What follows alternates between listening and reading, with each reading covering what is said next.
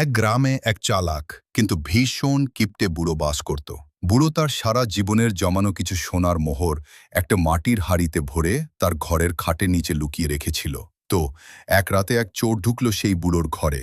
চোরটা খাটের নিচে হাত দিয়ে পেয়ে গেল সেই সোনার মোহরের হাঁড়ি। চোর তো খুশিতে আত্মহারা। সে যেই না হাঁড়িটা নিয়ে পালাবে ঠিক তখনই বুড়োর ঘুম ভেঙে গেল। বুড়ো দেখল চোর তার সারা জীবনের কামাই নিয়ে যাচ্ছে।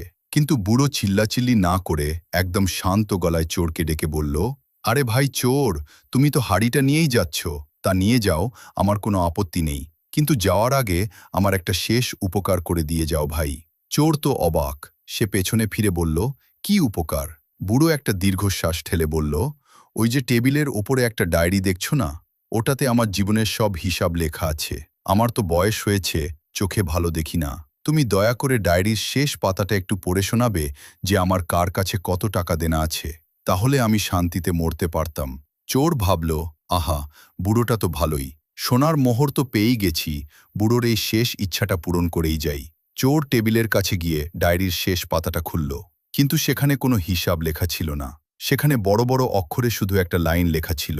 চোর সেটা জোরে জোরে পড়া শুরু করল, টমি, টাইগার, কাল্লু, তোরা যে যেখানে আছিস জলদি আয়, ঘরে চোর ঢুকেছে, আমার গলা টিপে ধরল রে। আসলে টমি, টাইগার আর কাল্লু ছিল বুড়োর পোষা তিনটি বিশাল আর ভয়ানক কুকুর। চোর যখন জোরে জোরে এই লাইনটা পড়ছিল, বুড়ো তখন খাটের ওপর বসে মুচকি মুচকি হাসছিল। লাইনটা পড়া শেষ হতে না হতেই ঘরের জানালা দিয়ে হুড়মুড় করে ঢুকে পড়ল তিনটা বিশাল কুকুর। তারপর আর কি, চোর সোনার হাড়ি ফেলে জানালার গ্রিল ভেঙে এমন দৌড় দিল যে সে জুতো জোড়াও ফেলে গেছে। বুড়ো তখন শান্তিতে বিছানায় শুয়ে বলল, বাপ্পা, একেই বলে ফ্রিতে ঘরের পাহারা দেওয়া। এই গল্পের শিক্ষণীয়